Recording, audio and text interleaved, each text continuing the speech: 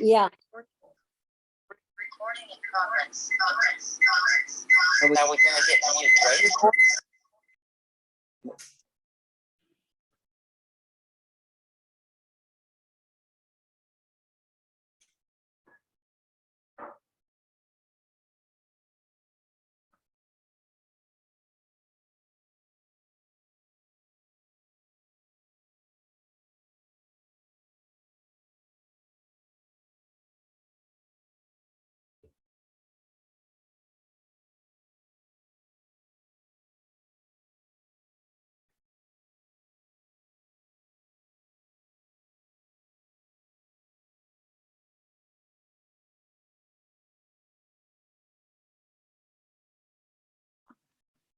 So I'd like to welcome all of you back.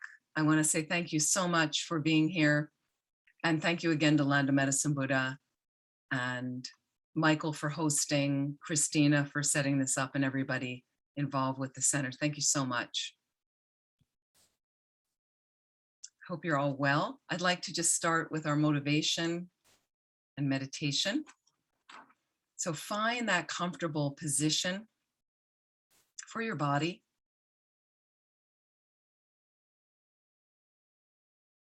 And again, as much as you can, hold your spine as erect as possible. So unless you're having illness or something like that, it's not really appropriate for a class to be lying down in bed or something like that, or to be eating. So again, we want to kind of remind ourselves as if we're in a gompa, as if we're in a meditation hall, like that. And if you have other situations, you can turn your camera off, but just as if you're coming into the meditation hall. And if you want to not lean too heavily against the back of the chair, your back will become strong. You can lightly close your eyes. And just begin to deepen your respiration.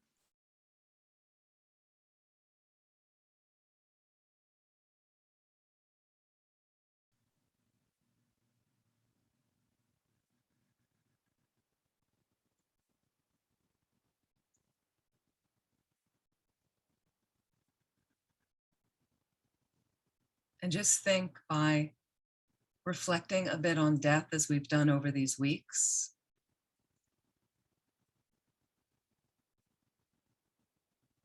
can definitely help to motivate positive things in your life right now.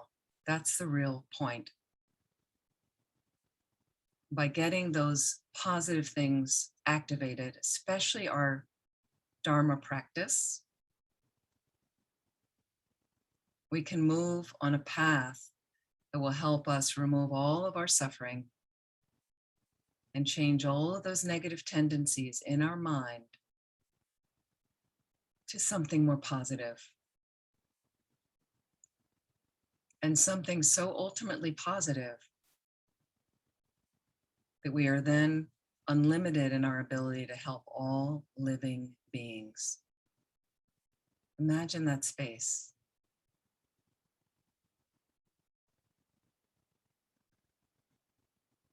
And so not only are you able to benefit all living beings, it's the purpose of your life. It's exactly where you derive all of your pleasure. So it's everything you want to do. And then you do it perfectly. Just imagine for a moment that space of mind, that life.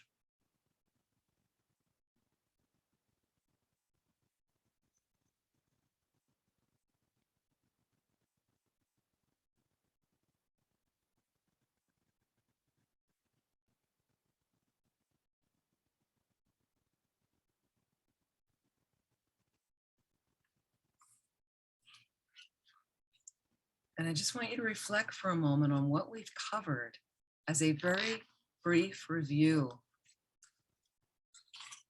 right now in this meditation. Think about several weeks ago, looking at what are the advantages when you reflect on death, which often feels very morbid. But think about how you can motivate a rich, consistent practice for the beginning, middle, and end of your life, for the beginning, middle, and ends of your practice.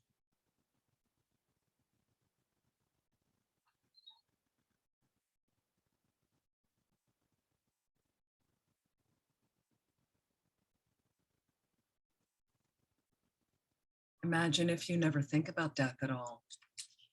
And then there it is, the one thing you can count on, and you're not prepared. Think about times you put off your practice. Say you'll do it tomorrow. Get started at another time, as if we have all the time in the world.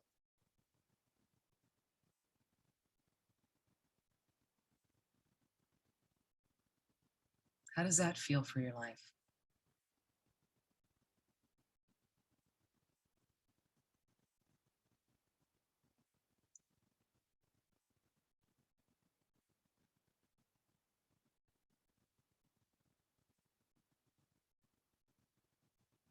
Remember the 9-point death meditation. Death is certain. The time of death is uncertain. And the only thing that really benefits us is our spiritual practice. Just reflect on whatever you remember about the 9 reasonings under those headings.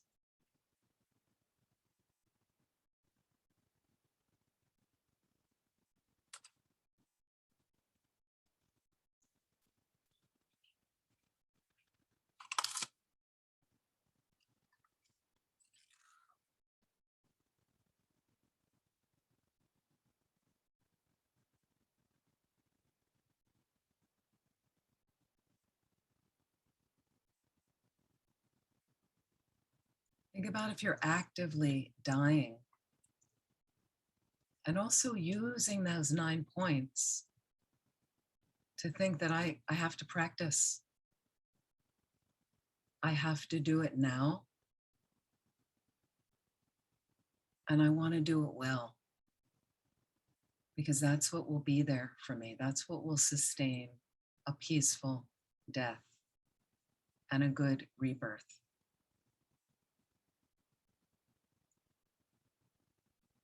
So reflect for a moment. If you're actively dying, you're finished with this life, what do you recall of the 8 visions, those internal visions that happen as our gross consciousness is absorbing?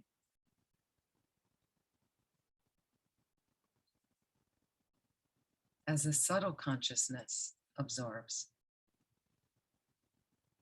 Inner visions, like a mirage-like vision.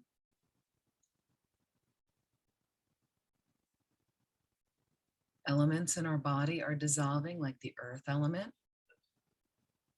and then the water element, and there's a smoke-like vision. That's our whole experience. That's our mind. It's a natural process.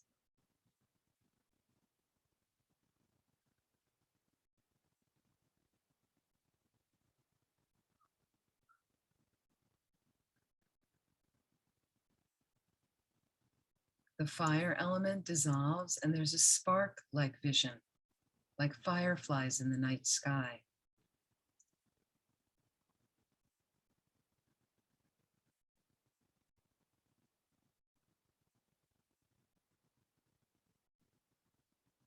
The air element dissolves.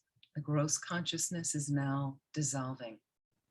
There's an image of a glow around a candle that's sputtering to go out. That's your whole experience.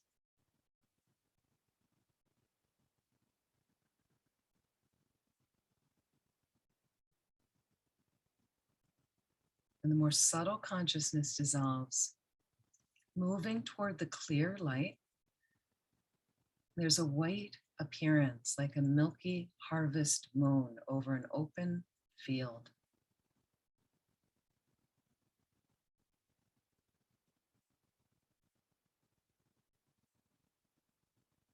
And the winds from below the navel are rising up to the heart.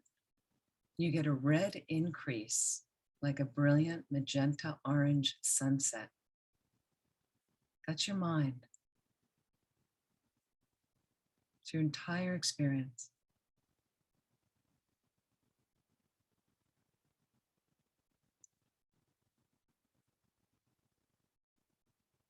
And as the winds from above and below the heart enter the central channel at the heart into the indestructible drop, there's a black near attainment. Black as black can be.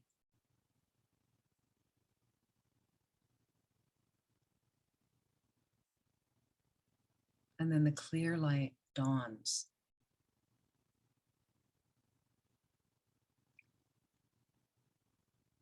Like brilliant transparency. It's your whole experience.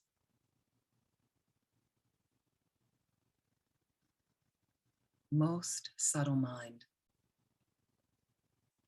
This is what reincarnates.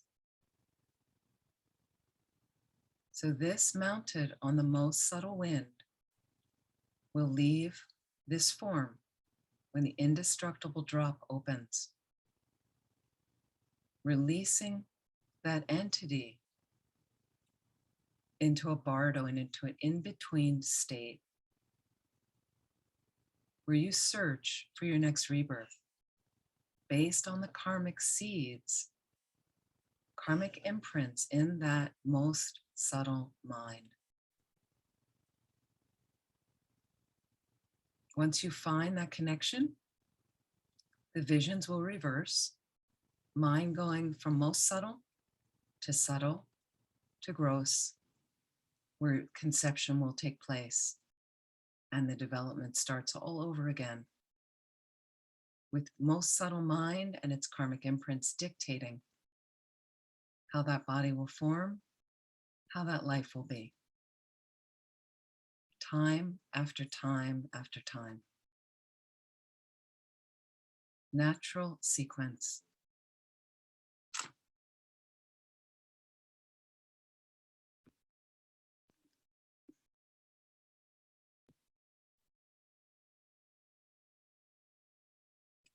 So I'd like to add on Lama Yeshe's Om Ahong meditation, which is one of the parts of the meditation for this course.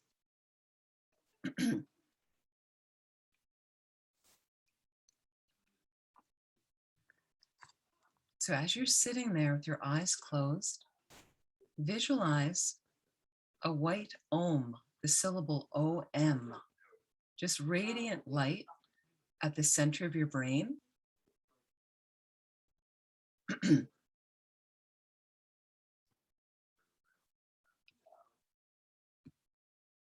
Just hold on one moment.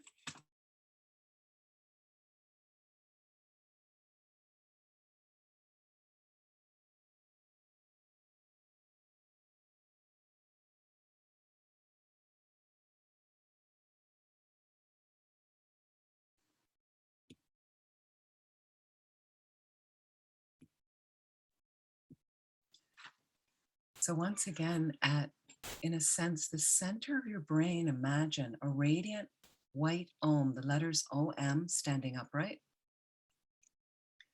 At your throat is a red Ah, A-H.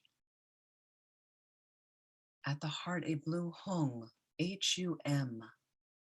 They're standing upright, small, just at those three places, imagine. But imagine that these letters are in the nature of light. If you know the Tibetan or Sanskrit syllables, you can visualize those, or feel free again in English, Om, Ah, Hung. And right now, concentrate first on the white Om in your brain, as if it's in your brain, in your head, and recognize that this white Om is the pure energy of the divine body of all the Buddhas and Bodhisattvas. If you'd like, you can make the sound Om and visualize radiant white light emanating from the syllable.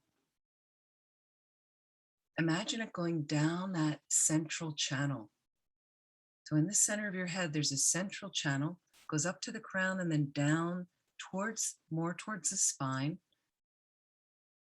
And it's radiating and vibrating with that light energy, filling that whole channel, okay, which fills your whole body with blissful, radiant, white light energy.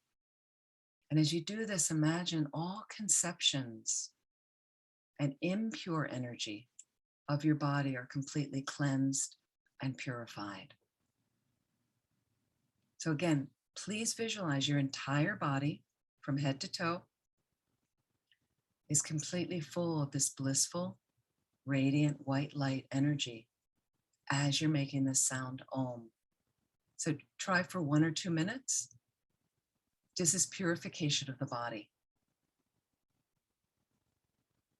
And when you stop making the sound, okay, don't do or think anything. Just remain still, remain fully aware as much as you can, unconcerned with good or bad, reaction, not reaction, am I doing it right? Just free of any of that internal conversation. And just allow all of your energy, all the attention on this light consciousness, just be there with it, totally purifying your body. Just try your best and let go. And I'll recite one Om, but you feel free on your own to do it. And then I'll silence, I'll mute mine so you can just continue at your own pace. We'll try 2 or 3 minutes. Om.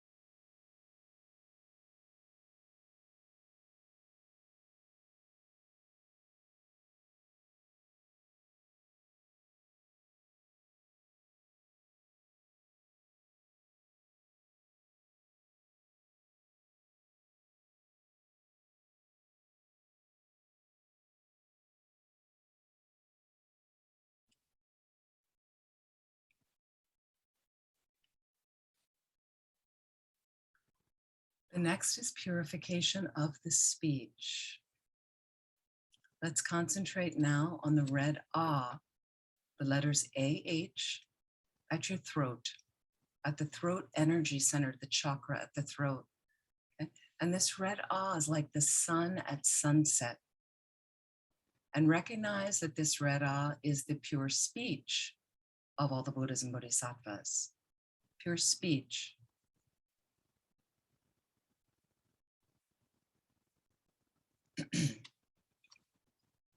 We're going to make the sound Ah for 2 to 3 minutes. As you do that, visualize radiant red light emanates from that syllable at your throat, goes right down that central channel, fills your whole body with blissful, radiant red light energy. And imagine all conceptions and all impure energy of speech are completely cleansed and purified. And again, when you finish the recitation, just be without any expectation or interpretation, in a state of intense awareness of your own consciousness. Just let that be and understand your experience of the non-dual, a non-self-existent I, nothingness, zero, empty space as truth, as reality, whatever that means to you, okay? So this increases your energy for strong understanding of actual reality. And this experience of that strong comprehension or understanding is much more real than your waking fantasy sense world. So when uncontrolled, distracting thoughts come during meditation, realize that not only you, but also all other beings are in this same situation of not being able to control their mind. So on this basis, cultivate equilibrium, cultivate loving kindness for all beings. We're all in this same pot. So this is a way your uncontrolled, distracted mind becomes a resource for this development of loving kindness. When it arises, direct that intense awareness of loving kindness towards your consciousness, towards your mind, okay? So 2 ways we can meditate here. Either placing an intense awareness on your own consciousness, okay? Or when distractions arise, direct an intense awareness, so very concentrated attention of loving kindness on your own mental experience. You can alternate through both of those. Again, don't worry too much. Don't intellectualize too much. You try your best. And the main thing is with this that we recite, which I'll start with the first one. Again, this brilliant red light energy is going through your central psychic channel, filling your whole body, completely cleansing your speech. Okay? And then when you finish a few ahs, recitation of kind of chanting, stop and just let it be. And then just notice what's happening with your mind. What's happening with your mind? And can I arise this loving kindness towards myself, towards my mind? And let that loving kindness, in a sense, manifest in that central channel at your heart. Okay, perhaps as a little moon disk of loving kindness. You could try that. Okay, a little bit more tantric in a way. You just try your best, just relax, whatever best, whatever comes, just be with it. I'll start with the first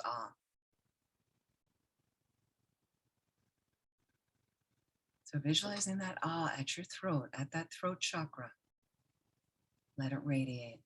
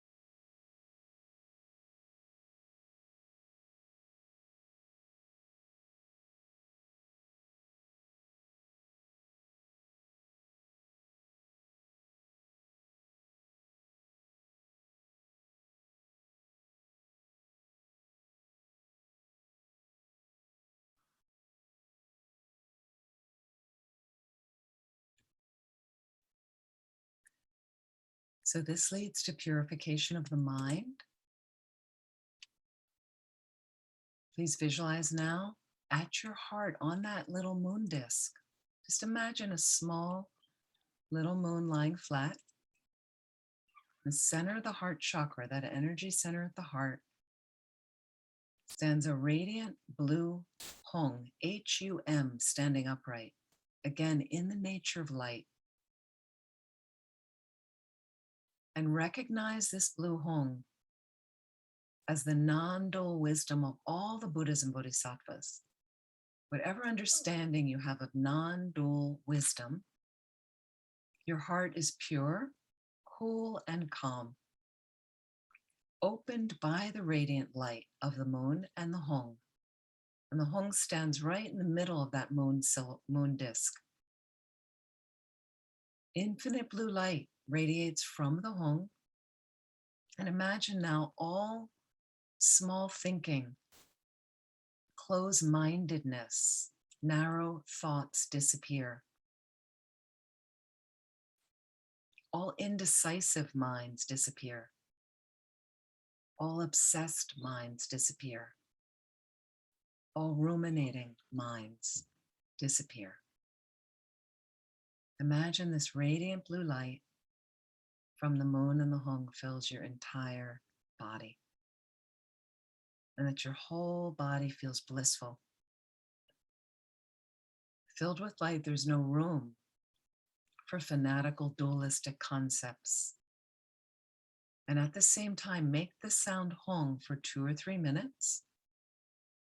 Just allow yourself to feel this infinite blue light, like your mind, embraces the entire universal reality. And your intensive awareness embraces that as well. And just feel and be as best as you can, without any expectation, without any superstition. So I'll recite one hung, then you can try a couple on your own. And again, this light radiating from the heart center, the little moon disk on top of which is the hung, and this blue light filling your entire being. Om.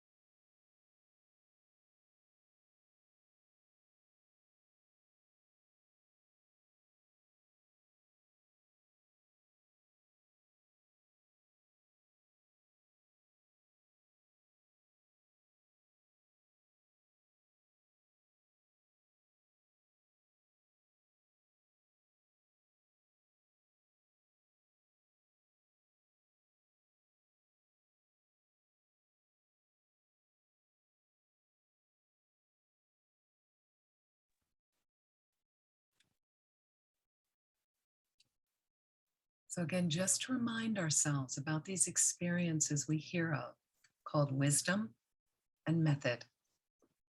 Wisdom and method. Wisdom is our view, the view we need to get enlightened, which relates to emptiness, that things lack inherent nature.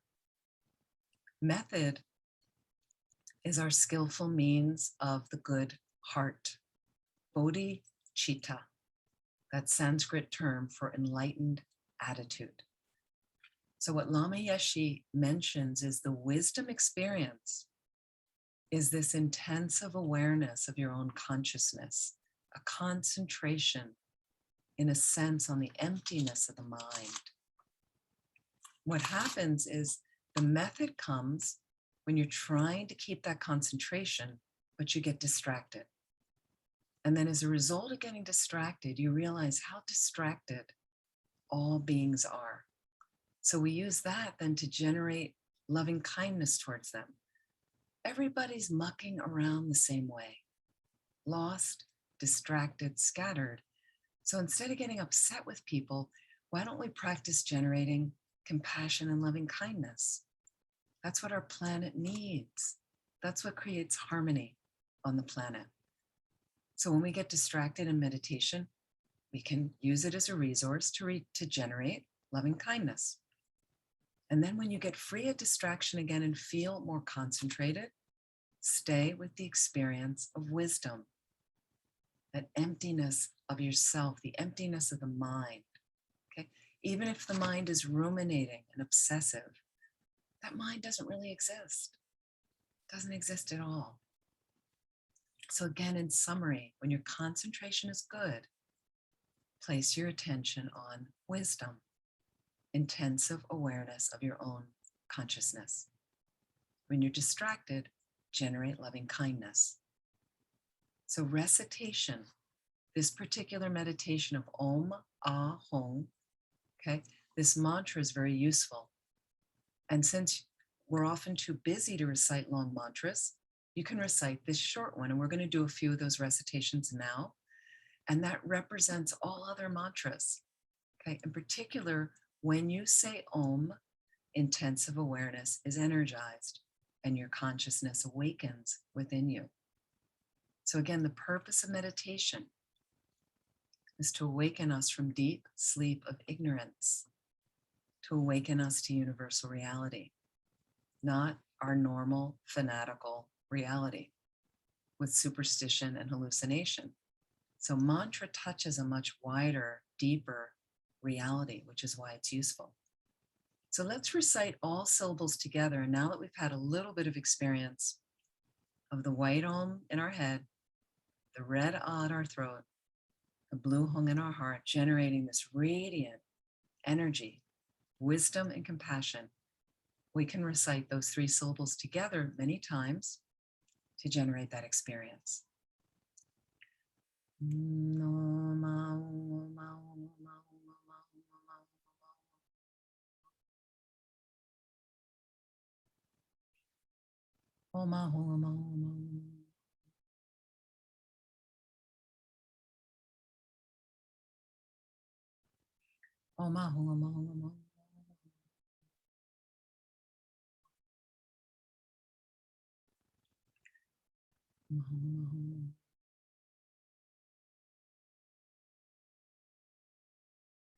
As much as you can, feel the inner vibrational effect as well.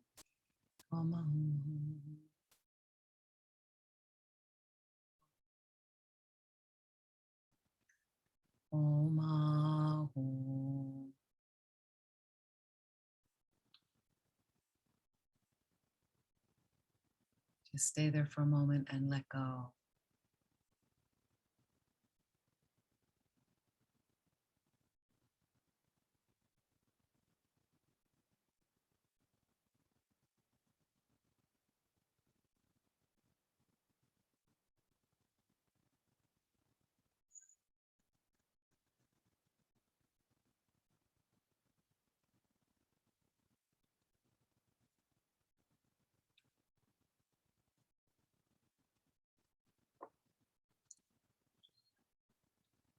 Please relax. Slowly, when you're ready, please open your eyes.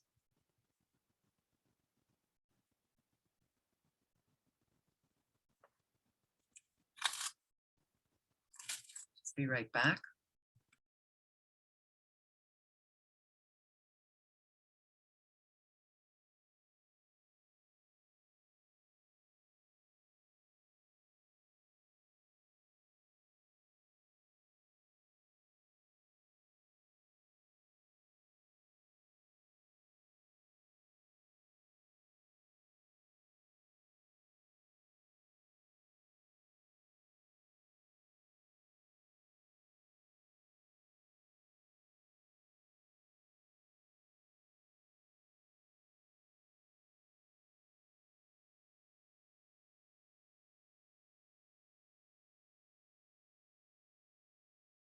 Any questions or comments about the meditation?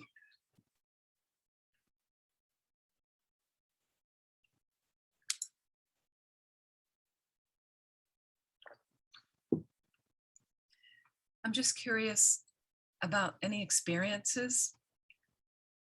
If it resonates with you, not so much. What's your feeling about that meditation? Feel free to unmute anybody. Patty, looks like you've got a hand raised. Yes. Oh, I thought it was really cool. Great. Other people, thank you.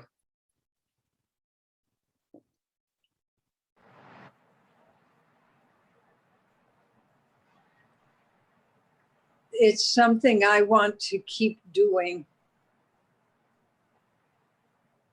Great. Who is that? Martha. Martha, thank you. It's a very powerful meditation. And Pigpin, it's been great to see you. I know you've got to go to a hospice meeting.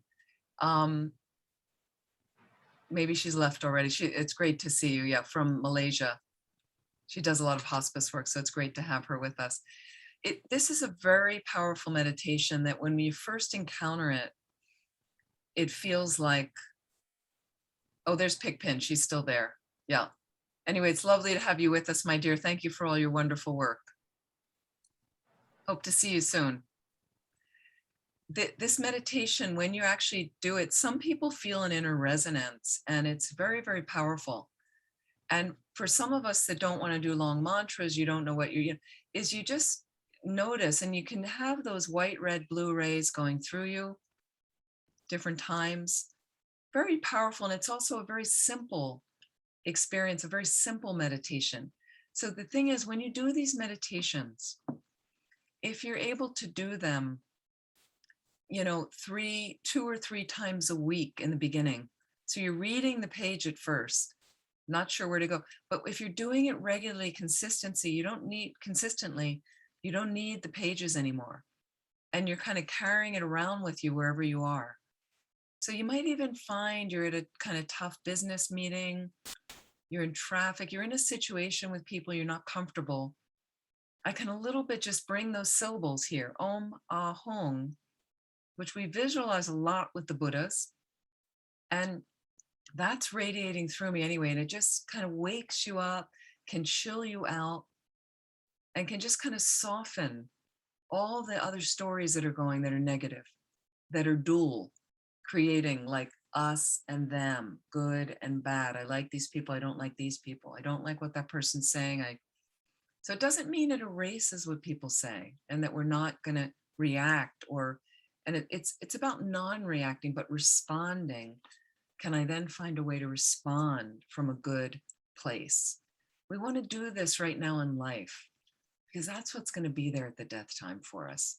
A more peaceful mind, more harmonious with all that is. That's where we're headed. So this was a meditation from Lama Yeshe. It's part of the 4 meditations of this module. And it's a very, very powerful meditation that I don't think we give it enough attention or accord. So please do try that again. And it comes as the second part.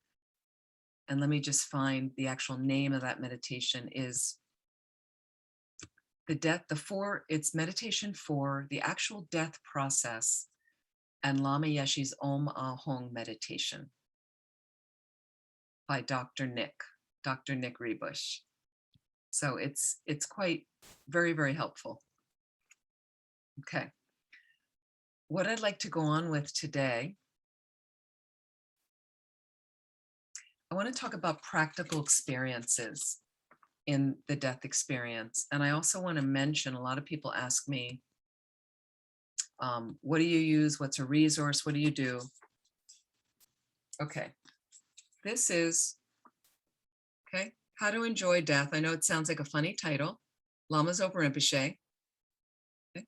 Now, Wisdom Publications has re-released something very similar to this.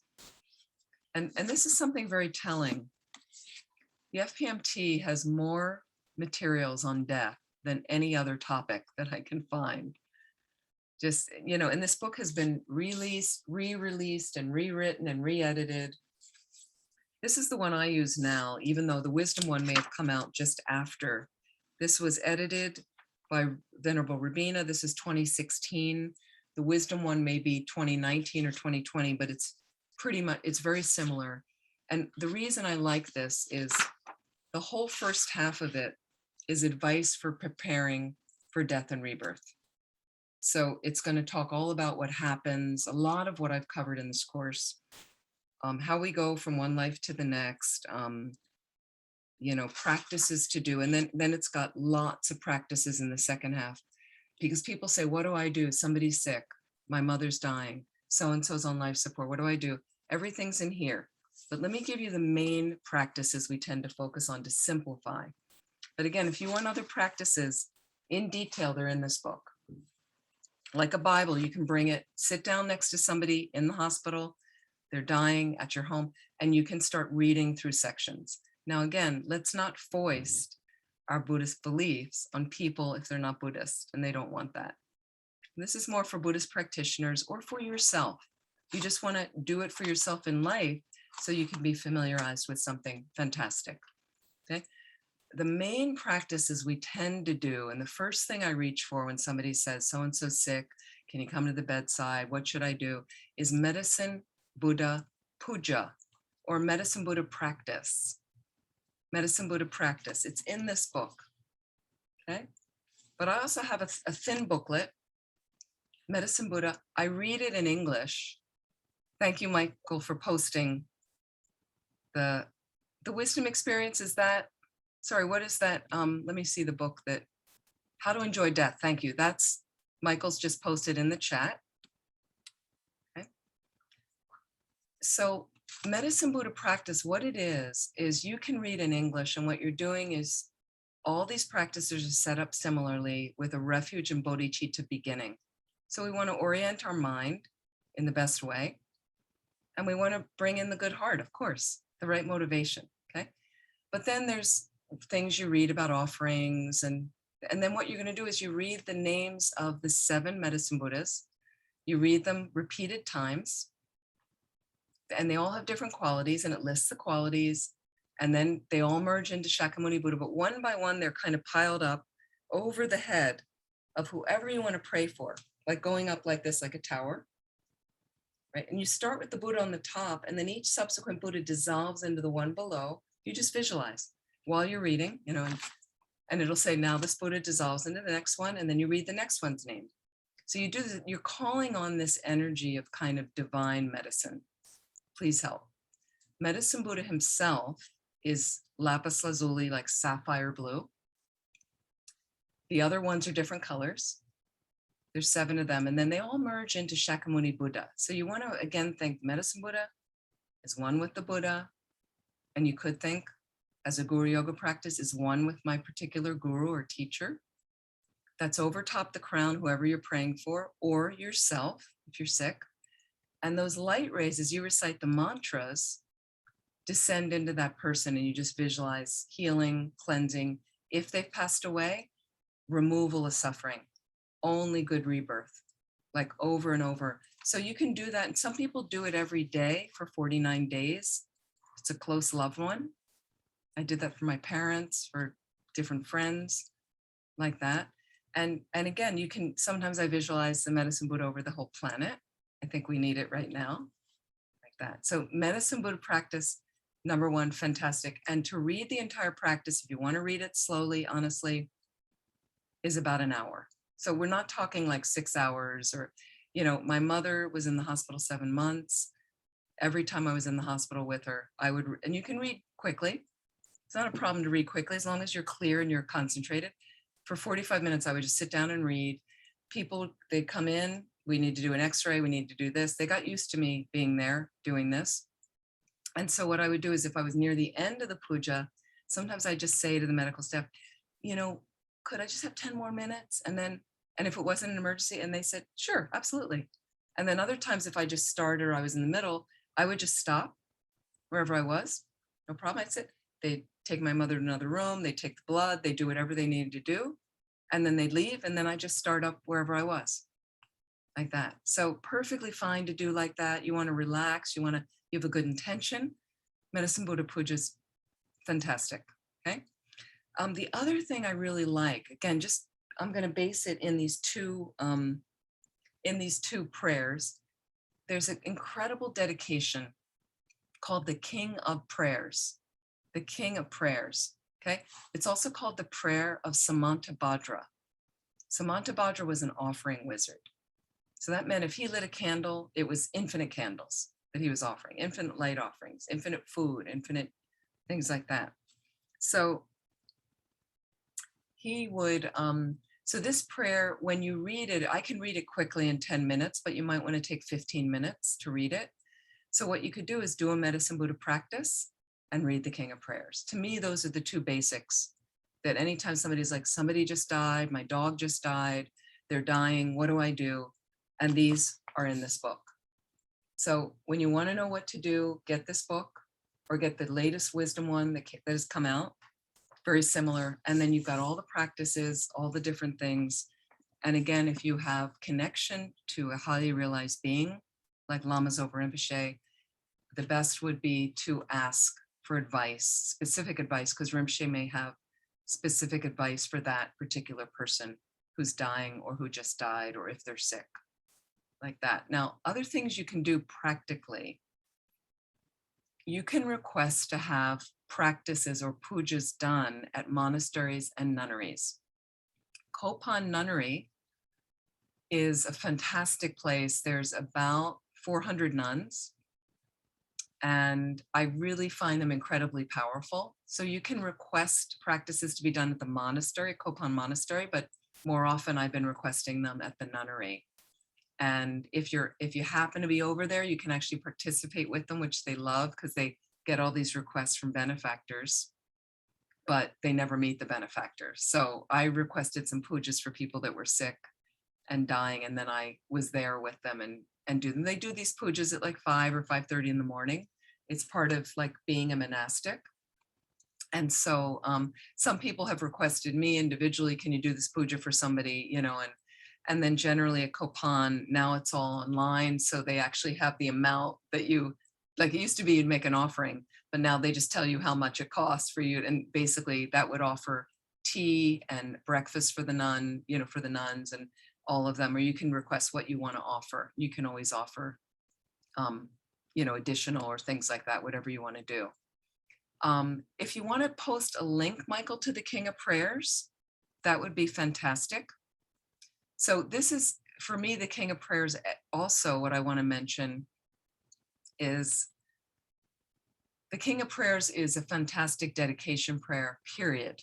Okay, anyway, so every day it's something I like to do in my practice. And if you're also wondering, what else do I do? Well, in life, let's get ready. So that's a great way to do a dedication. Now it's a longer dedication, like I said, 10 or 15 minutes to read. But when you think of the grand scheme of things, that's not very long, and it contains all these components in it. So it's really very practical and very powerful. But again, there's many more practices, specific things, and then you could request, like I said, at a monastery or nunnery. Some people request at the monasteries in South India, like Sarah J, where a lot of our teachers have gone. Some request at Kopan Monastery, some request at Kopan Nunnery or other places you're affiliated. Some people will request at centers. So when I was at Milarepa Center, we would get requests for me to do pujas for people that I would do. And so that's really helpful. And Kopan, they'll have actually online, there's a list. Do you want Medicine Buddha Puja? Do you want a Tara Puja? Tara is usually to remove obstacles if you have a big life issue or a big life change, changing jobs, you're moving, your Medicine Buddhas are usually for people that are ill or people that have just died. But again, Lama Zopa Rinpoche might tell you to do a more specific puja that you'll have to request at a certain place, and he can advise you through email, things like that. Okay. So let me talk about some other practical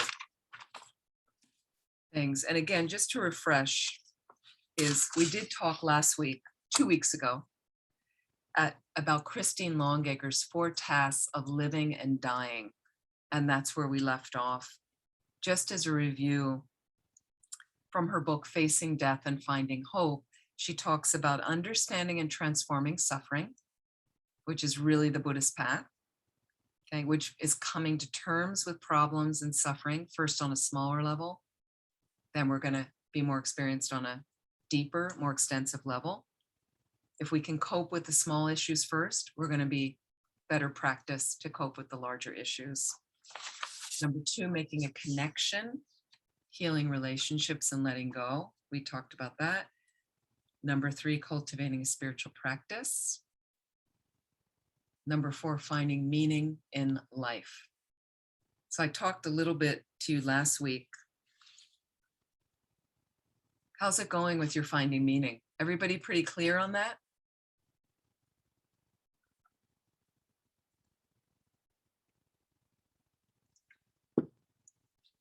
Anybody questioning, a little confused, needs help finding meaning? Any comments?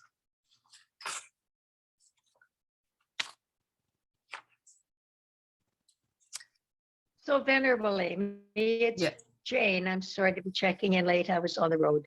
That's okay. So finding meaning, is it, do you think finding meaning is like finding purpose in our lives?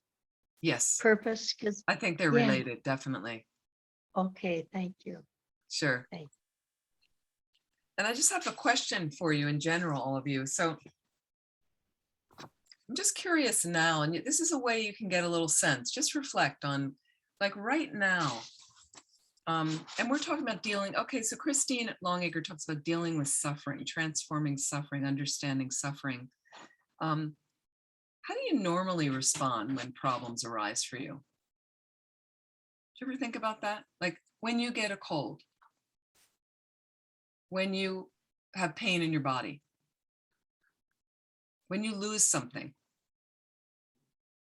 when things aren't happening the way you want, when an uncomfortable person comes into your realm, how are you doing with that? Try to get away from it. What's that, Michael? You try to get away from it. Try to get away from it. Okay, so you're trying to get away from it. Yeah. And in that process of getting away from it, do you disturb anybody doing that? Or do we have an ability to think of others when we're doing that? It's interesting, but just like, let's peel back layers. Let's peel back a few layers, because when you look at it, you go, of course I want to get away from it. But sometimes getting away from it, you trip over like 7 other people, because I got to get away from it. Like I have no consciousness of the other people, but all these people may want to get away from it. You know, we're all kind of running from the lava anyway, aren't we?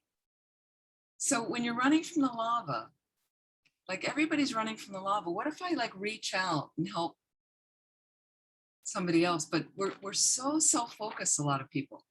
So it's, and I'm not laying trips on anybody here, right? It's more just kind of acknowledging, okay, so that's where I am. And at the end of the day, how am I going to feel about myself at the end of the day? Because I left the other guy back there in the lava. But maybe I could have helped them. You know, so it's this thing about broadening the heart space, right? Broadening that heart space, just acknowledging where I am and going, yeah, I was thinking about myself, you know, and at the end of the day, there was, for me now, like when that goes on for me, there's some kind of little poking at the end of the day where I'm like, something wasn't quite right today. And I do have a little assessment at the end of each day when I sit down to do my last practice. And I'll kind of be like, what? So it's always nice at the end of the day. Here's like a death preparation. Some of you do a purification practice in the evening called Vajrasattva. It's great. Wonderful to do. Okay. So, but here's what happens. What I like to do is, a lot of people love to focus on everything they did wrong. So here's a new little check with you. Okay. If you want to think about this, when I sit down, I first think about what went well and I rejoice for a moment. Because what didn't go well is always more transparent, more apparent there in my mind. Let me first focus on what did go well. Great. have a little rejoicing in a balanced way. Then I want to focus on what didn't go so well so I can purify. Okay. So I don't do it in a really heavy way, but I'll notice there was something like late afternoon, wasn't really happy, something went on. And then I'll go back in there for a moment and say, oh, I was a little impatient with the person taking a lot of time. I was in a rush. I didn't make the time for them. I kind of blew by them. I could have spent a little bit more time. And then I'll just analyze a little bit, just think about it. How could I do that better next time? Leave 10 minutes earlier, right? I can apologize them tomorrow, apologize to them that I was in a hurry and explain what was happening. You know, or just try to take a little bit more time sometimes if I am in a hurry anyway. I can certainly make a little, you know, so you kind of gauge yourself of what do I want to do next time to make it better. Then I'll do my purification practice. Make sense? So these are just little ways to kind of change up, but to get real with. Okay, so what else do you do with problems? How else is it going for you? So Michael said he wants to get away from it. Are you doing pretty well coping with problems? Coping with I'm suffering and enjoying pain? And, that. sorry? The suggestion of Lama Zopa Rinpoche, that these are your best, most valuable people. And for a long time, I thought, kind of, are you kidding me? You know, that just can't be. And all of a sudden, somehow, it started to be true. And so then you can just go, oh, look, this gives me a chance to practice. And it's such a surprise to me at this point, because I was never like that. And I don't understand how just suddenly reading that from Lama Zopa Rinpoche again kind of brought it about. It's like it's a miracle in a way. Super. Thank you, Martha. Thank you, Martha. Martha, who I think has a lot of spaciousness for people from my experience of her, but it is so interesting is what Martha is referring to, as many of you know, with Lama Zopa Rinpoche, his teaching is really that difficult person is a treasure, is really a special person. And I don't mean special in a sarcastic way, but they show you your mind, right? When somebody's tweaking you, when somebody's irritating you, then you see your mind, you see where you need to work. So if everybody's nice to us and you're not doing as much work, it's easy, it's comfortable. And I'm sorry to inform you that spiritual practice, this path, is not about being comfortable. It's not about being comfortable. I'm sorry. You know, we like to be comfortable. I know that. I do too. I love it. But that's not the point necessarily. So, but the thing is, sometimes we can be comfortable. And when I'm uncomfortable, you're like leaning into the sharp edges. Okay. There's a lot of work there. There's a lot of transcendence and comprehension, and things are revealed.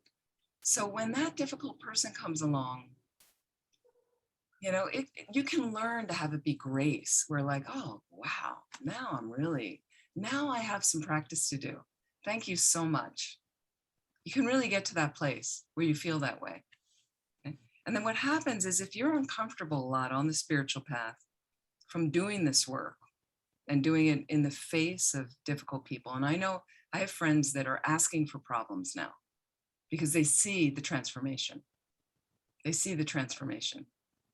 So but what happens is eventually all that discomfort gets more comfortable. You know, like that. So it is something to think about in this trajectory of how we're going along. So thank you. Michael just put a link in the shop to the King of Prayers. You can find that. Patty, you had your hand up, please.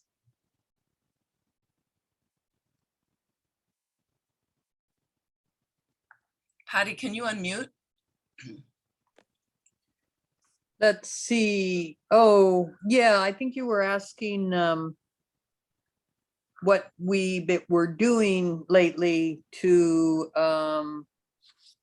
affect problems that might be current or Yeah, here. when you're faced with a problem or suffering, how's Right. it going? Well, I've been taking these Buddhism classes, and I think it's been very helpful. I was monastic in my youth, but I haven't been able to really meditate again until just a few minutes ago when we did Lama Yeshi's um uh hum mantra. Oma So home? Oma yeah, home? Yeah, yeah, great. yeah. What Wow, I but yeah, so I think that is very successful. wonderful. That's wonderful. Well, continue, keep on. Yeah, Yeah. fantastic. Thank you. Okay. I also talked about, a couple weeks ago, we talked a bit about karma. And I talked a little bit, I've been talking a little bit about other realms of existence where we can take rebirth. We've got 3 lower realms, lower than the human realm. The human realm is the lowest of the 3 upper realms. So there's 2 God realms, a jealous God realm above us and a hedonistic God realm. The God realms, there's a lot of pleasure, but again, it's not necessarily that we want to go there because you're not enlightened, you're not free, and you end up using up so much positive energy being there because from the pleasure that you more than likely end up in a lower rebirth following that rebirth.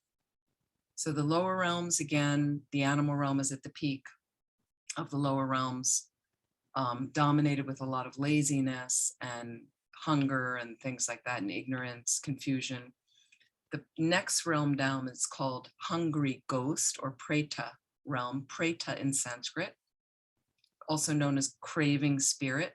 These are spirits that actually can hear the Dharma, they hear Buddhist teachings, but they're so consumed with hunger and thirst, fatigue. They have skinny little throats like starving people, big bellies, their limbs spark when they move.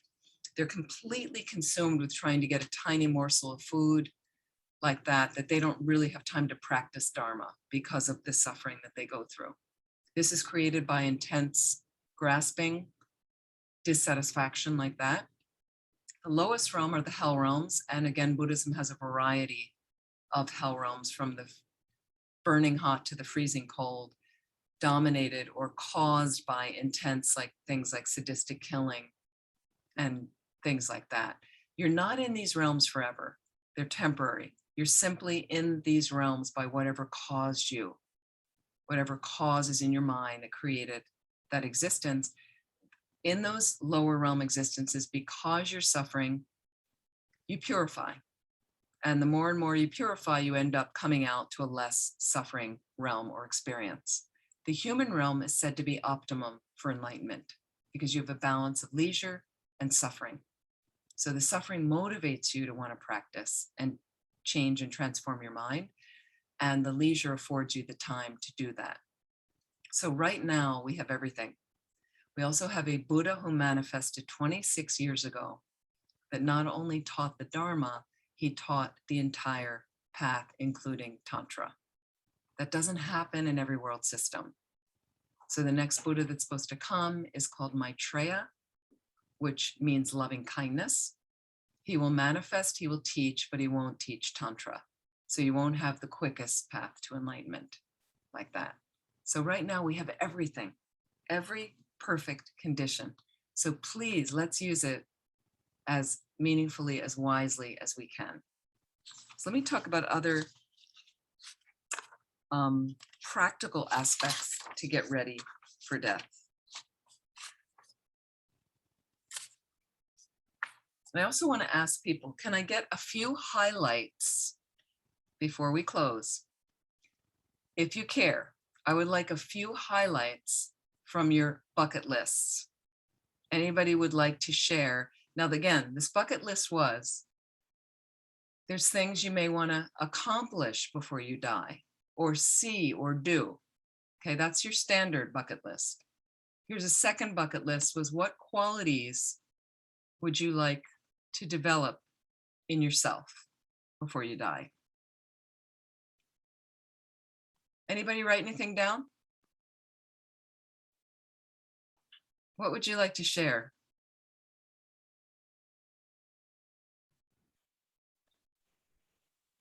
Colleen, go for it. One of the things I wrote down that I wanted to do is I want to go back to Copan and do the November course again. And one of the qualities I want to encourage more of in me is patience. I find as I get older, I'm having difficulty with what my mother used to call suffering fools. So I'm trying to find a middle way with that. Well, that's very similar to some of my bucket list items as well. Would love to develop patience, more and more patience. And I would love to be able to lead another pilgrimage to Laudo. Like that. So you can find out more about that pilgrimage, which may happen, if not the spring of 2022, then 2023, the spring. It's on my website, amymiller.com, and there's a little slideshow you can watch about the walk and all information. The itinerary is going to be exactly the same when we go. The dates will just change, but have a look, and it would be wonderful if you could join us. It was fantastic. Thank you, Colleen. Russ, please. At work, a lot of people, well, not a lot, but a few people, when something happens, instead of cursing, they say snap. And I think that's just wonderful, you know. And what I would like to do is reflexively, when something happens, like I, you know, drop a cup or whatever, I would say refuge as opposed to cursing. Nice, nice. Lovely. Thank you. Jane, what's happening for you? Well, I'm certainly with Colleen on patience, absolutely. Always remembering patience and remembering impermanence, which actually helps me to be more patient. And working on self-cherishing, like just give it up. So those are my things.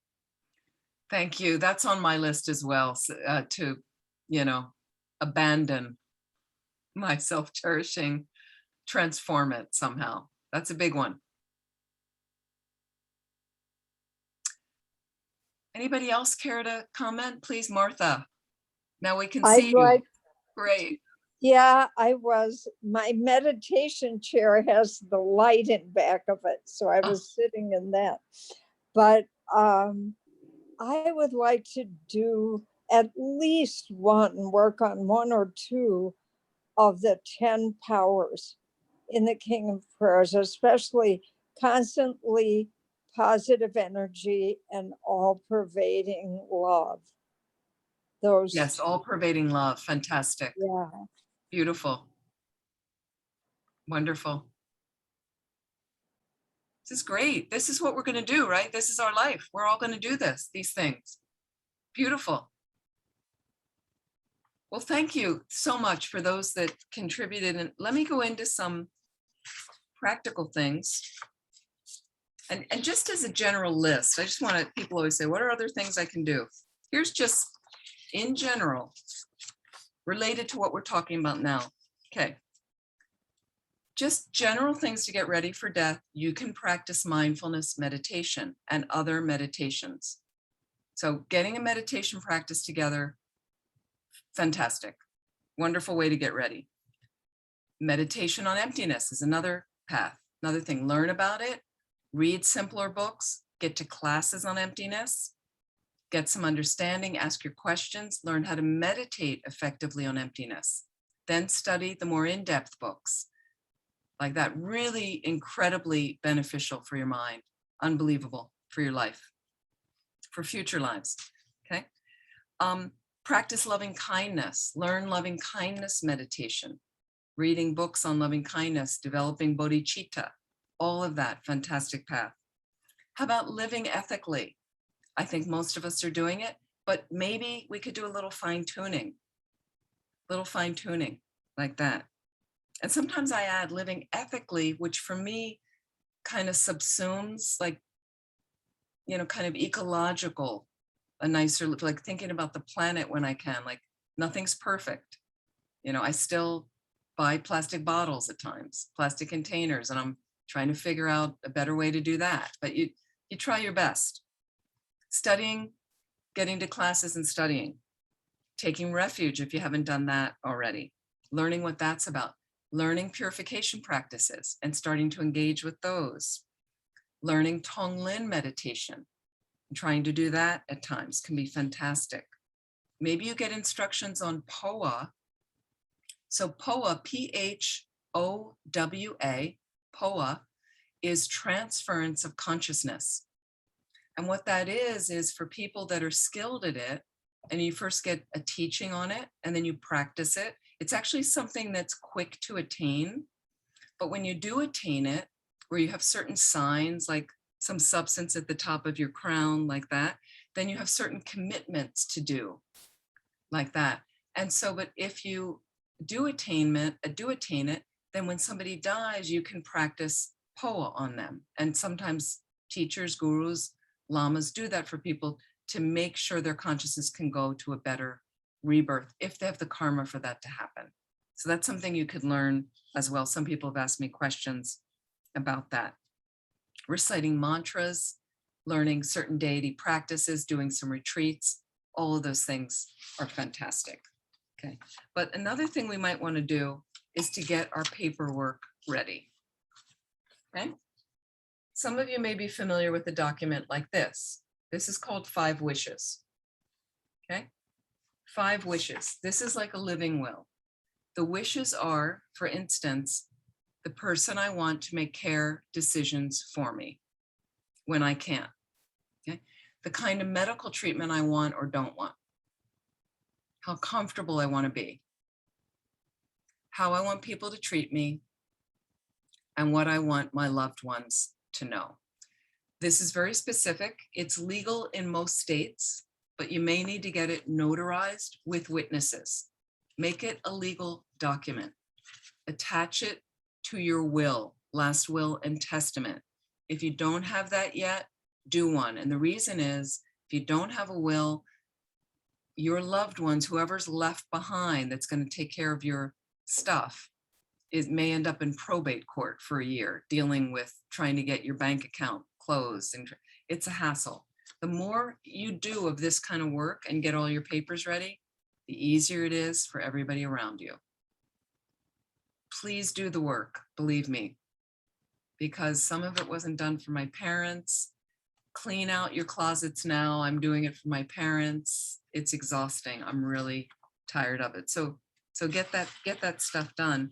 What this document does, okay, it gives you very specific things, even with lines like this to fill out, blank spaces. So if you don't know what to say, it gives you examples. And all you have to do is cross out what you don't want and fill in any extra things. I have pages attached to mine of just what's the list of the teachers and the friends that I want called with their phone numbers and email addresses. So again, update it from time to time. Addresses change, emails change, phone numbers may change. Okay, that's happening less and less, but it can happen. Okay. And it has things, for instance, the wish for what I want my loved ones to know, but you don't feel you can say that to them, then you write it here. And they give you examples. I wish for my family and friends and caregivers to respect my wishes, even if they don't agree with them. Things like that. I wish for my family and friends to get counseling if they have trouble with my death. I want memories of my life to give them joy and not sorrow. So they give you wonderful examples that you can just use like that. What I happen to do is type it into another document so I could edit and change and move things around and add things. So that's one thing. And then again, certain residents, you have a witness statement, you sign it, notarized, legal. Put it with your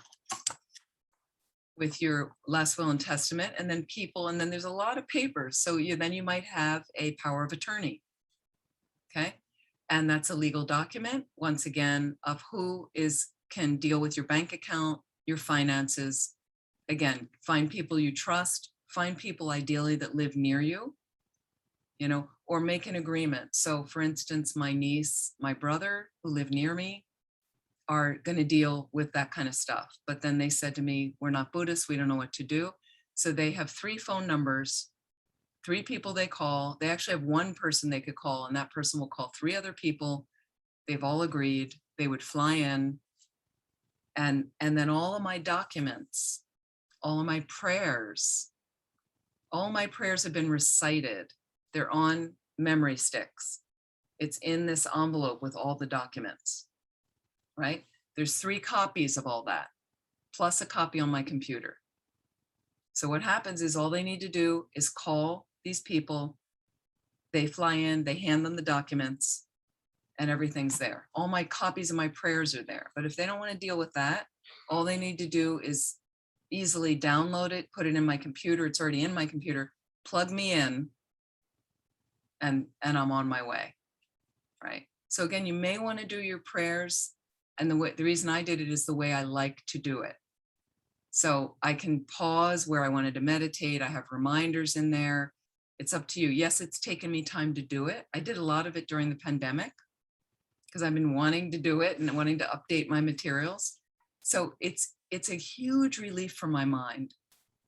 Huge relief for my mind. What happens is if you move, because I'm moving now to California, then I'll just transfer it. But right now, my brother and my niece have it. I'll take the documents. I'll find somebody local to me if I stay out there, and then they'll pick up. If you don't have any of that ready, and what sometimes, like if I'm not near any of my paperwork or the people, I trust that somehow I'll be somewhere in a Buddhist situation. There'll be people that contact Rinpoche, they'll contact some of my teachers, and they'll sort it. But the main thing is, I don't want to inconvenience. I want it to be the easiest thing for people around me.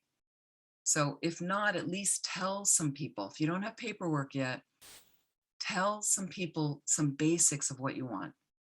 Seriously, my family didn't know. Did you want to be cremated? Do you want to be buried? They don't know. They have their traditions. Mine are slightly different. So let them know. It's really, really helpful. And the other thing is, so one of the things I wanted to mention, organ donation is, as far as Buddhist principles, there's no right or wrong. It's a personal decision like that. If you're younger and you feel like many people could live from your organs and you really have that wish, fantastic. Great meditators tend to not want to do organ donation. And the reason is they have to take the organs right away. And normally we leave the body for 3 days to let the consciousness leave. The consciousness will leave anyway, even with organ donation, but they don't kind of want it interrupting anything with kind of the subtle energy or maybe a meditation that you're doing. So again, personal decision, no right or wrong like that. However, if you want to be an organ donor or not, at least verbally tell a few people close to you. Okay. Friend of mine from one of our centers in California didn't know what her husband wanted. He died prematurely in an accident. They right away came to her at the hospital, that basically they could still take his organs. And what did she want to do? And she had no idea. And that's not the time you want to think about it, because she was in utter shock that he died. She didn't know what to do. And she waited till the last possible moment. And they said to her, we need to know now. And then at the last minute, she just said, no, I'm not donating his organs. She let it be. And then months later, cleaning out some things in his house, in his wallet, found a note that said, I do not want my organs donated. So it would have been very hard for her had she donated the organs and then found the paper. Again, you do the best you can. Do the best you can, okay? Euthanasia is not necessarily a Buddhist practice. We believe it's best to let the person naturally pass away. However, it's best if you can to get advice from a highly realized being. So if you're a student of someone, and I know Lama Zopa Rinpoche has been consulted many, many times when someone's dying. And Rinpoche's advised different things, has advised different things. So for someone, he's advised to keep them on life support as long as possible. For another man who had a massive heart attack, Rinpoche said, who was on life support, Rinpoche said, get the family around. And when they're here, then you can disconnect the machine. And he passed away about 24 hours later. So everybody has their own karmic makeup. So if you can find, if you know somebody highly realized, somebody you feel you trust, you could certainly consult and get them involved. If you're choosing euthanasia, we wouldn't do it because it is seen as harming, as creating a premature death, even though somebody may be suffering. So we also do that with our pets. Buddhists tend to not do that with their pets. And some people find that cruel, but basically we would be allowing the animal naturally. I've gotten painkillers that I've broken down for animals. I've gotten sleeping pills so they could at least rest and be peaceful. And then I've said mantras to them and taken them around stupas and in boxes and things like that. And had prayer wheels at their head and mantras on them and things. And you do the best, just let them as peacefully as possible go off into that rebirth, because if you prematurely cut it off, they may end up having to take rebirth again in a suffering scene and then die young or something like that. So we just prefer to just naturally let it take its course like that. And you can certainly relieve with pain medication, balancing that. Grief counseling is incredibly helpful to have, especially if you lose somebody suddenly, especially if you have children that are losing a parent being young. And it's different than normal therapy and can be very, very helpful to go through that as well. Suicide is seen as a harmful act, not a completed killing karma, because to be completed and heavier, the person you're killing has to die before you. And with suicide, they die at the same time. Not helpful at all. If you've ever been involved in anything like that with somebody that killed themselves, it's really creates a pretty jagged cut through everybody like that. A lot of pain, sorrow, questions, second guessing, on and on like that. Even if you're suffering from a grave illness and you decide to commit suicide near the end, it's still seen in a sense as a harmful act like that, even though your motivation is very different. Like that could be a very good motivation. And generally, when we are attending to people that are actively dying, what we normally would do is, I first like to find out, because I'm not always dealing with just Buddhist people, is what's their belief system? You know, do they want pictures around them of anyone in particular? Do they feel comfortable with it? Do they want to talk about death? Do they usually, sometimes they very much want to talk about it, and the people around them don't want to talk about it. So can gently, see, just to kind of, I try to get on their level, what's going on for them, what's coming up for them, and rather than me forcing an agenda on someone else. Colleen, we've got a question. Colleen, please. I was recently asked to be at the bedside of someone who has chosen medically assisted death because it's legal in Canada. And so is that not should I change my mind and say, no, I can't be there if you're going to do this? That's really a personal decision for you, but as long as you're not getting the medication or administering the medication for them. I was with a hospice patient for 2 years as a counselor in San Francisco, and he told me that he was thinking about that at the end, because AIDS, he was dying of AIDS, and AIDS was, was really a horrible way to die at the time. And so he said to me, you know, would you be able to give it to me? Would you be able to get it for me or be there? And I said to him, you know, I would be there with you. I'd be happy to be there with you. Not happy, but I would be there with him. And I said, but because of my beliefs, and he knew I was Buddhist, I said, I can't get the medication for you, and I'm not comfortable to administer the medication. So I said, if you're comfortable with having me there, and he said, yeah, no problem at all. Like, as long as you can be there with me. And so that was my choice at the time. And I still feel fine with doing something like that. You know, if someone's more Buddhist, I might discuss with them a little bit more of their thoughts on that. And, you know, and I know it's really hard when somebody's suffering, but it's a personal decision. Yeah. And here's just a few things in closing, because I know we're out of time. And Michael, if we have ready the, I'd love to do the Shantideva dedication. Wonderful. Is I want to just talk about like other things that go on around the death scene in general, whether you're taking care of a Buddhist, whether you're taking care of a non-Buddhist, like that, is not handing out advice when you come into the room. You know, sometimes I just kind of float into the room. I just see what's going on, who's in the room, what they're talking about. You know, I don't have all the answers. So I don't need to be there with advice about, you know what you need to do? You need to do that. You know, you don't need to do that. The other thing is sometimes seeing the ordinariness of death. The ordinariness. Somebody I know was recently dying in Vermont, and it just, everything was just the same. Like they thought something was going to be different. And they're like, well, life's kind of going. It was also taking longer than they thought. So they didn't expect to have this time when they were actually feeling pretty good, you know. So that happens, as well as it going more quickly than you had planned. That's also happens. What about expressing friendship in the face of death? You know, can you at that moment really tell the friend what they mean to you, that you've always wanted to say, or tell them how special that moment was, or that time with them, or who they are to you? Can be really nice, as well as communicating honestly. Of course, we feel flustered. We don't know what to say. You know what? Sometimes it's okay not to say anything. I had long periods of time with this person I was with for 2 years, who became a very close friend, was dying of AIDS. Sometimes in the room, he would be in bed, he'd be awake. I'd just be sitting there. It wasn't like I needed to have some major thing that we talked about every time I came. It was just enough to be there with him, seated beside the bed.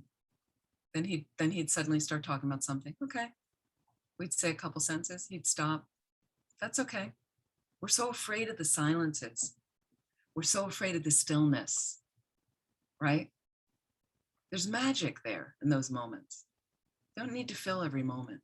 It's like a little meditative retreat of space for both people. That. Another thing could be talking simply.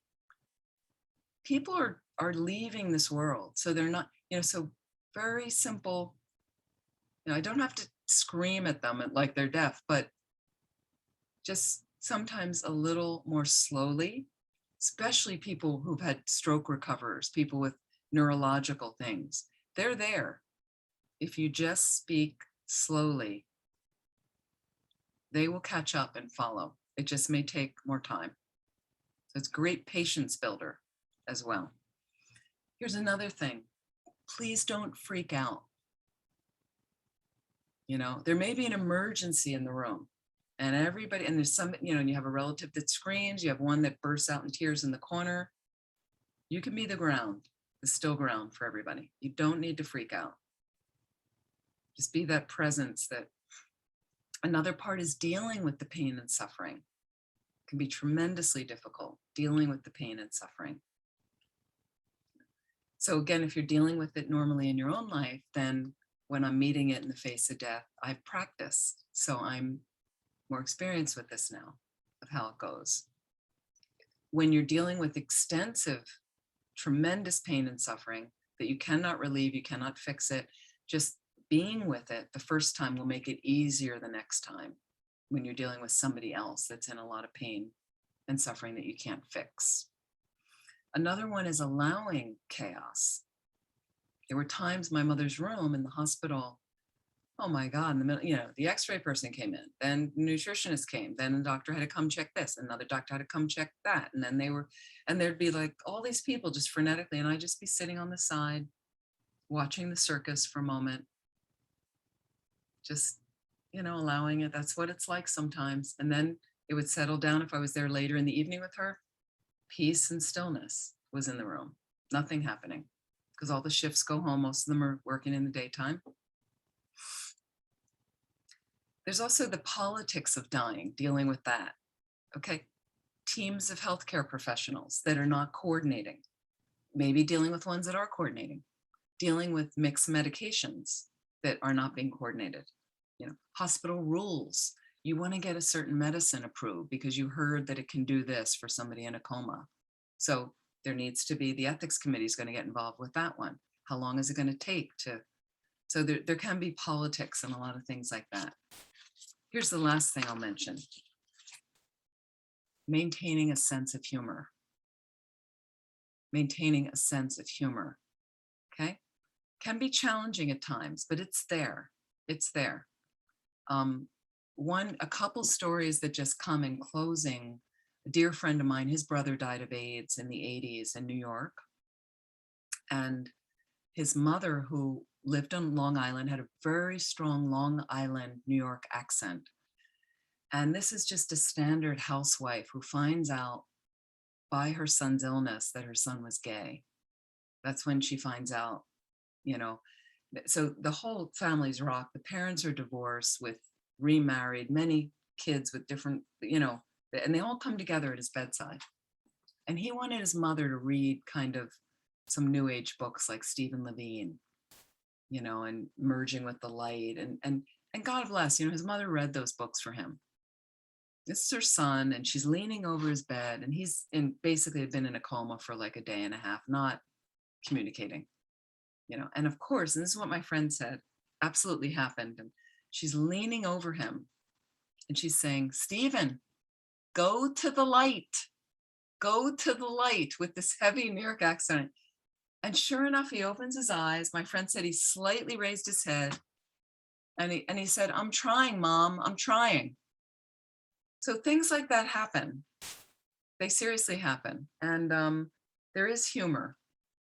So if we can sometimes appropriately, at the appropriate times, maintain that, brings the lightness as well. So any closing questions?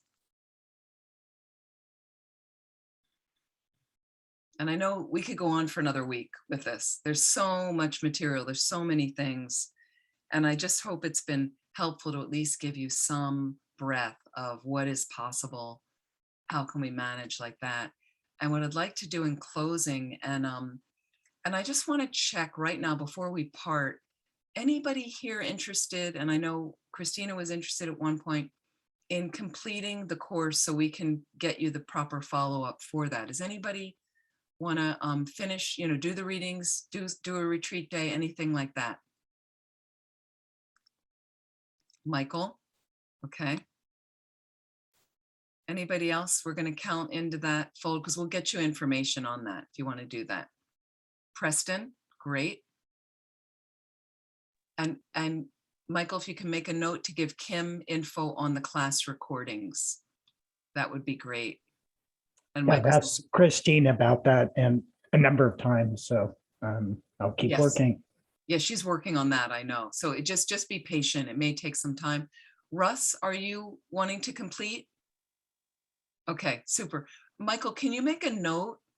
We've got 4 people that I know of. Now, Christina may have to drop because of her mom and stuff, but we've got Russell, Michael, Preston.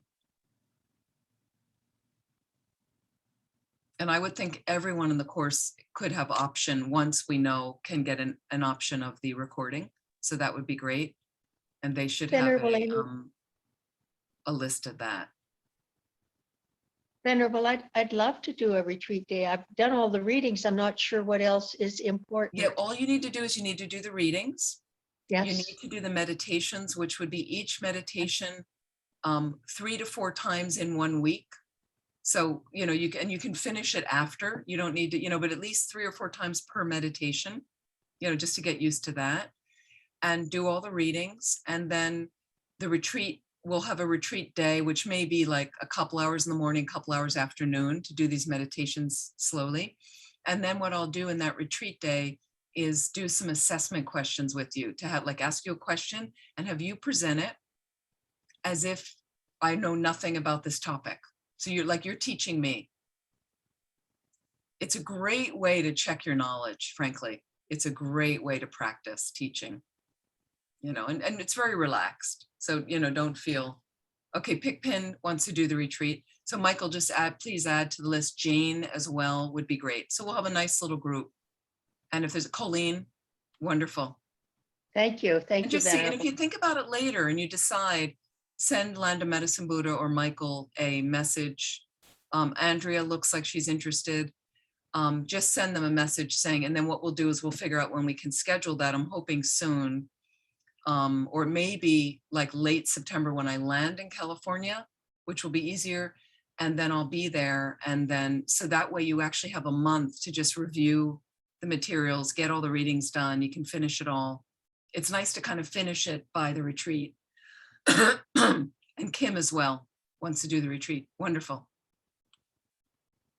It's going to be great. And again, it's going to be quite simple because we're online, but at least we'll do some meditations together. And then I hope we can do more when we're in person. Okay. And we could do this course again in person and stretch it out a little bit, or do even like a real death and impermanence retreat or death and rebirth retreat for a little longer. So we're going to dedicate right now. Thank you so much. Thank you to everyone. And Michael, Christina, Land of Medicine Buddha, so grateful. And I'm grateful to all of you for your participation. What I'd like to do is dedicate for all the people around the world who've recently passed away, and especially in the last 49 days. It looks like Patty might want to do the retreat as well. Excuse me. And what you can do, Michael, is I think just let everyone know when that retreat day will be happening. Late September, let's hope. And then the retreat time, and then you can choose whether you want to join or not. Would be great.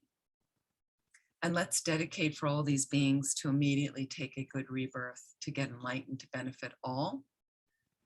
And for all those who are sick with COVID, or many of my family right now have. Are you familiar with this horrible cold that's going around that's not COVID? Don't get it, please.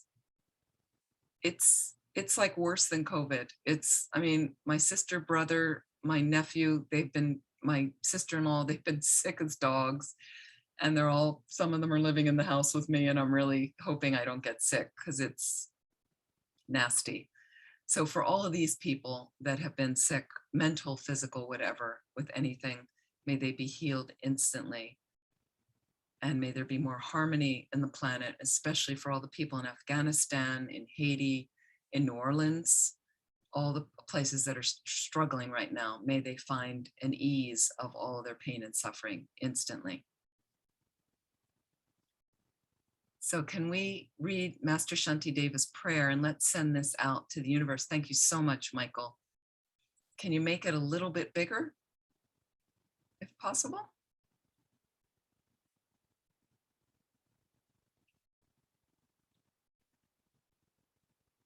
May all beings everywhere, plagued by sufferings of body and mind, obtain an ocean of happiness and joy by virtue of my merits.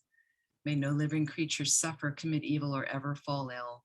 May no one be afraid or belittled with a mind weighed down by depression. May the blind see forms and the deaf hear sounds. May those whose bodies are worn with toil be restored on finding repose. May the naked find clothing, the hungry find food. May the thirsty find water and delicious drinks. May the poor find wealth, those weak with sorrow find joy. May the hopeless find hope, constant happiness and prosperity. May there be timely rains and bountiful harvests. May all medicines be effective and wholesome prayers bear fruit. May all who are sick and ill quickly be freed from their ailments. Whatever diseases there are in the world, may they never occur again. May the frightened cease to be afraid, and those bound be freed. May the powerless find power, and the people think of benefiting each other. For as long as space remains, For as long as sentient beings remain, until then may I too remain, to dispel the sufferings of the world. Do we have the long life prayers for His Holiness and Lama Zopa Rinpoche, if that's easy? Otherwise, I can share my screen. That might be easier. I don't have those up right now. Sure. Let me just bring these up quickly. Here we go.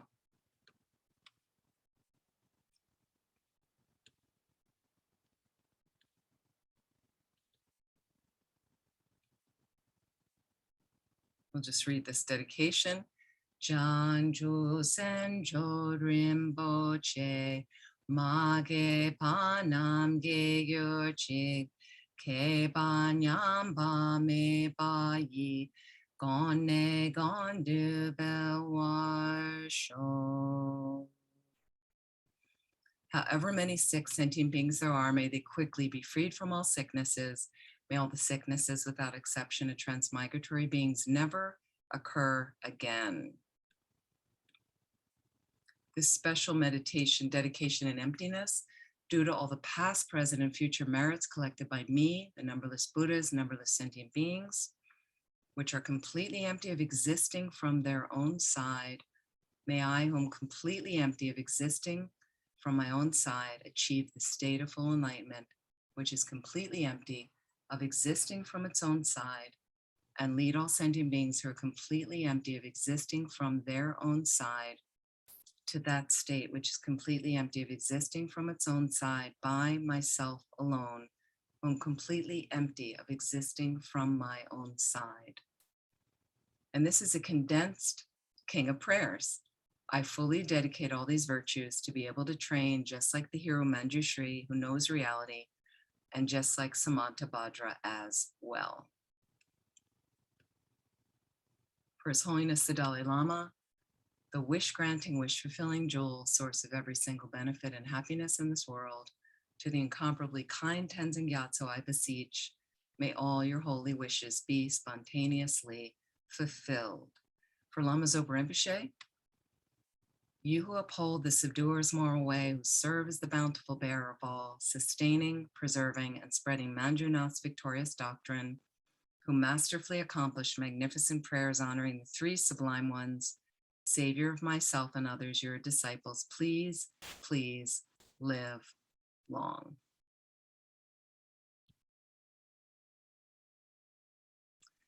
Thank you so much. Thank you, Venerable. Amazing.